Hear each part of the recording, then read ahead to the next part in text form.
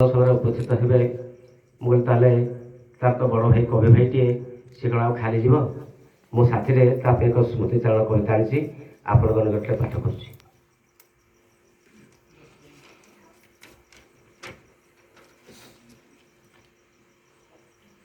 ସ୍ୱର୍ଗତ ପୂର୍ଣ୍ଣଚନ୍ଦ୍ର ବେହେରାଙ୍କ ଏକାଦଶା ଉପଲକ୍ଷେ ଆୟୋଜିତ ସ୍ମୃତିଚାରଣ ସଭା ପରିପ୍ରେକ୍ଷୀରେ ରଚିତ ଶୋକ କବିତା ମମତାର ଖିଅ। କବିତାଟିର ଶୀର୍ଷକ ମମତାର ଖିଅ। ଦିନ ସରିଗଲେ ରାତି ଚାଲି ଆସେ, ରାତି ଗଲେ ଆସେ ଦିନ, ରାତି ଗଲେ ଆସେ ଦିନ। କିଛି କିଛି ଲୋକ ଭୁଲି ହୋଇଯାନ୍ତି, କିଛି ରହିଯାନ୍ତି ମନ, କିଛି ରହିଯାନ୍ତି ମନ। ଅଭୁଲା ଦିନର ଅପାସ ରାଗିତି, ମଧୁ ମମତାର ସୁର, ମଧୁ ମମତାର ସୁର। ଅତୀତ ଅଗଣା ଅଫେରା ସଡ଼କ, ଅଲେଖା ସ୍ନେହ ଗାର, ଅଲେଖା ସ୍ନେହ ଗାର। ପର ଉପକାର କ'ଣ ଜୀବନର, କରି ଯିଏ ବଞ୍ଚିଥିଲେ, କରି ଯିଏ ବଞ୍ଚିଥିଲେ। ଅଦିନରେ ସିଏ ଆମକୁ ଛାଡ଼ିକି ଆର ପାରି ଚାଲିଗଲେ, ଆର ପାରି ଚାଲିଗଲେ। ନାମଟି ତାଙ୍କର ଅଟେ ପୂର୍ଣ୍ଣଚନ୍ଦ୍ର, ଯାଦବ କୁଳରେ ଜାତ, ସେ ତ ଯାଦବ କୁଳରେ ଜାତ।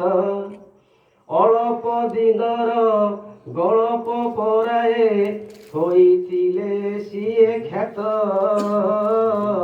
ହୋଇଥିଲେ ସିଏ ଖ୍ୟାତ। ମଧୁର ବଚନ ସହାସ୍ୟ ବଦନ, ଥିଲେ ସେ ଚଳ ଚଞ୍ଚଳ, ଥିଲେ ସେ ଚଳ ଚଞ୍ଚଳ। ତାଙ୍କ ନିଧନରେ ଝରାଏ ଲୋତକ, ଝୁରେ ଆମ ଏ ଅଞ୍ଚଳ, ଝୁରେ ଆମ ଏ ଅଞ୍ଚଳ। ମଣିଷ ଭିତରେ ମଣିଷଟିଏ ସେ, ସବୁ ଗୁଣ ବହିଥିଲେ, ସବୁ ଗୁଣ ବହିଥିଲେ। କେତେ ପରିବାରେ ହସର ଝରଣା, ଦୁଃଖୀ ଦୁଃଖ ବୁଝୁଥିଲେ ସିଏ, ଦୁଃଖୀ ଦୁଃଖ ବୁଝିଥିଲେ। ଯେତେ ଯିଏ ବକ୍ତା କବିର କବିତା, କହିଲେ ଅଭାବ ହବ, କହିଲେ ଅଭାବ ହବ। ତାଙ୍କ ଗୁଣ ଗୀତି କହିଲେ ଗାଇଲେ, କେବେ ହେଲେ ନ ସରିବ, କେବେ ହେଲେ ନ ସରିବ। ଗାଁର ନନ୍ଦନ ମାଟିର ଚନ୍ଦନ, ମଣିଷ ମଥାର ଟିକା, ଚିତ୍ତେ ମଣିଷ ମଥାର ଟିକା।